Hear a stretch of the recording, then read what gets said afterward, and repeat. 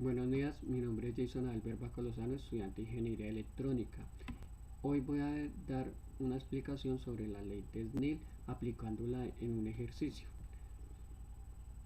Entonces, la ley de Snell, ¿para qué nos sirve? Nos sirve para calcular los ángulos de la refracción de la luz al cruzar una superficie de separación entre dos medios de propagación de luz o cualquier onda electromagnética. Entonces acá tenemos para calcular el ángulo 1 y el ángulo 2, y estos son los índices de refracción. N1 y N2 son los índices de refracción, y esta es la superficie y la línea normal.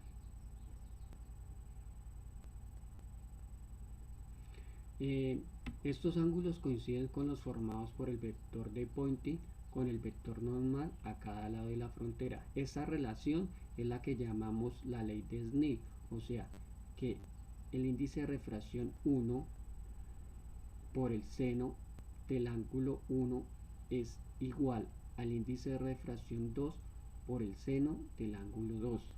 Esa es la ley de Snell. Entonces acá tenemos un ejercicio.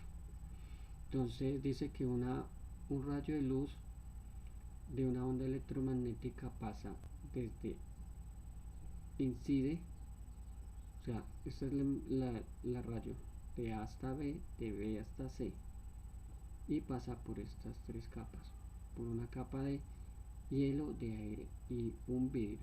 Entonces, ¿qué nos pide el ejercicio? Que calculemos la distancia usando la ley de Snell y teniendo en cuenta que el rayo incide, o sea, incide con un ángulo de 50 grados y que cada capa tiene un espesor de 612 milímetros. Entonces vamos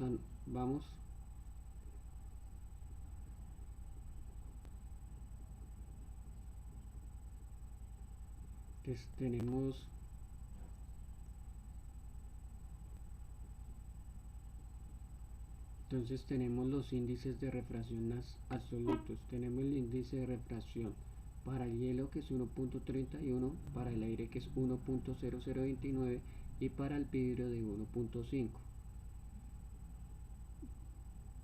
Entonces los datos son el ángulo de 50 grados, formando un ángulo de 50 grados, cada capa espesor de 612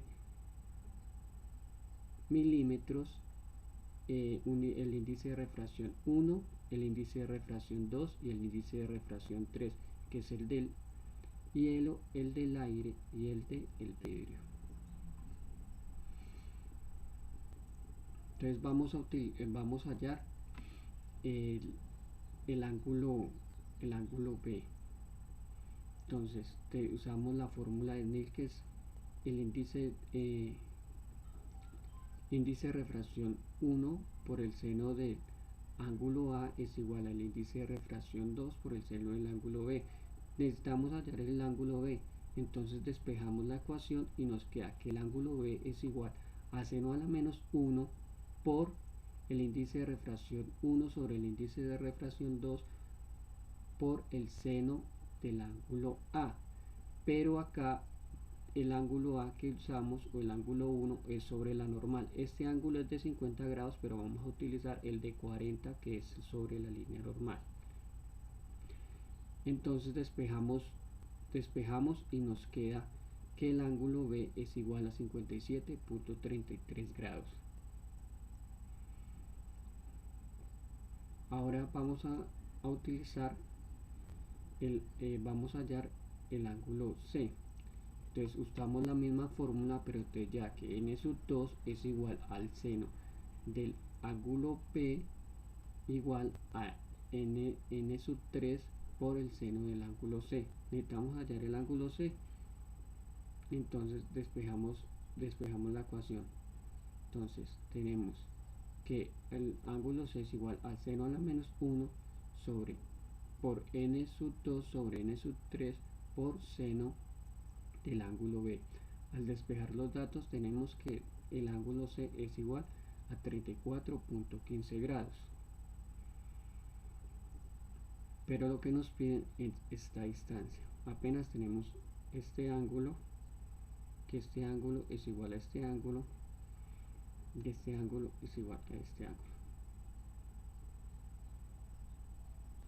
Entonces dice que sería igual a la distancia que hay entre este punto más esta distancia, pero acá tenemos el ángulo y tenemos esta distancia, este espesor y este espesor.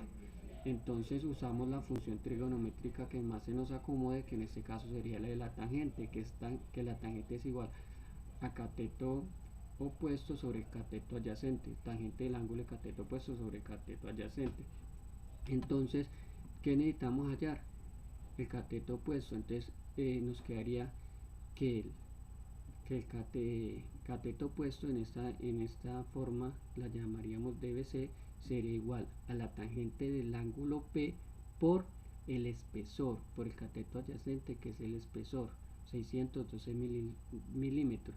Entonces simplemente reemplazamos los datos, la tangente de 57.33 grados por 612 y nos da 954.441 milímetros. Entonces ya tenemos la distancia DBC. Ahora la distancia DCD. Entonces es lo mismo, usamos la misma fórmula, pero ya cambiamos solamente el ángulo, que es el ángulo C. Entonces tangente del ángulo C por 12 milímetros, que nos daría 400.15.131 milímetros. Ya teniendo estas dos dimensiones, entonces ya hallamos D, que sería la distancia total, que sería igual a DBC más DCD, y nos da 1369.573 milímetros.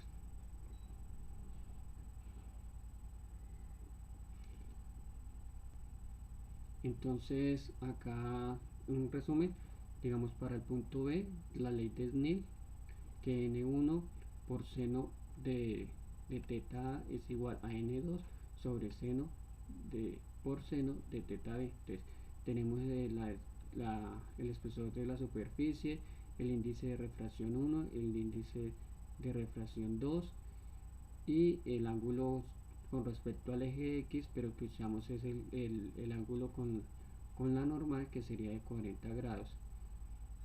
Y acá tenemos el ángulo de refracción para el punto B. Para el punto C es lo mismo, simplemente cambiamos el índice de refracción, que ya es el índice de refracción 2, y el índice de refracción 3, para poder hallar el ángulo de refracción para el punto C, que sería 34.15. Después de eso hallamos las distancias de cada una y las sumamos. Gracias.